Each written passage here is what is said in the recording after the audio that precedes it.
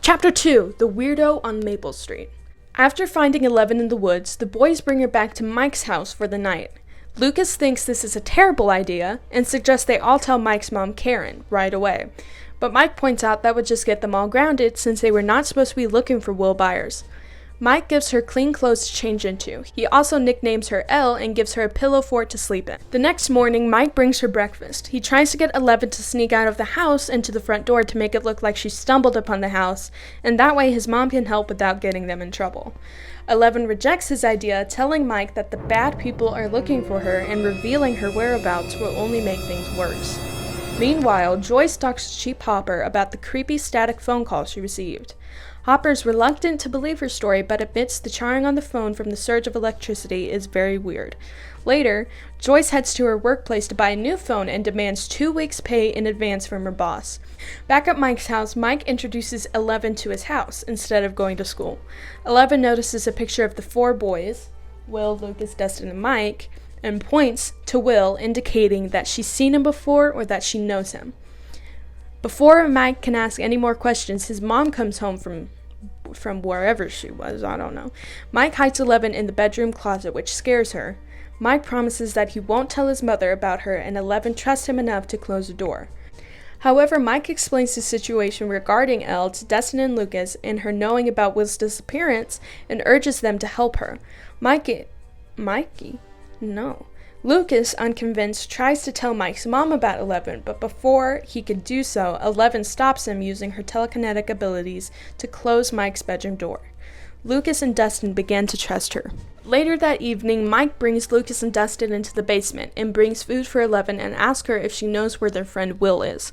Eleven doesn't know what the word friend means, so Mike explains it to her, which is like, wow, kind of dumb. Eleven then uses the Dungeons & Dragons board to show them that Will is hiding from a monster, which they nickname the Demogorgon. The cops find a drain pipe in the woods leading to Hawkins National Laboratory. They believe that Will might have crawled through it. Joyce receives another creepy static call, surging with electricity and shocking her again. The lights in her house begin to turn on one by one, leading to Will's bedroom. Suddenly, one wall begins to move and takes on a weird shape.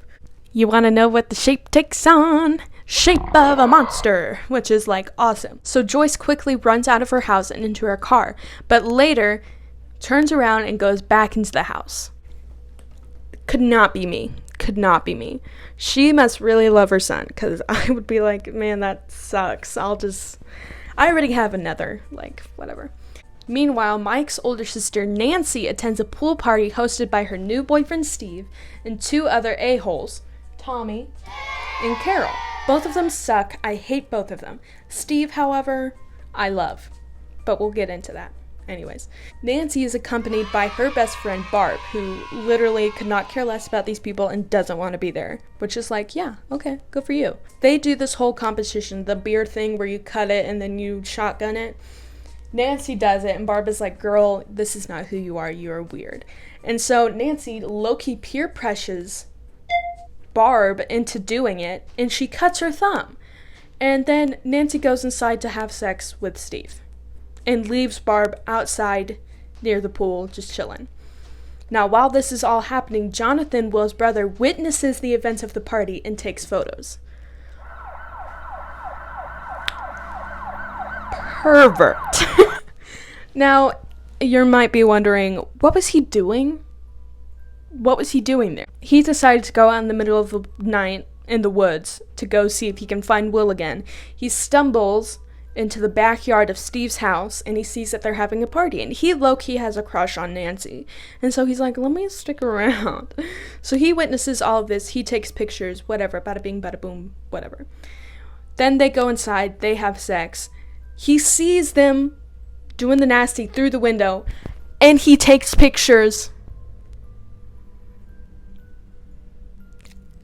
I can't excuse this behavior, Jonathan. I know your brother is missing, but no. Bad job. While alone, Barb is abducted by the monster, drawn by the blood. That is important. Oh my god, I can't believe I already finished episode 2. Goodbye for episode 3, please.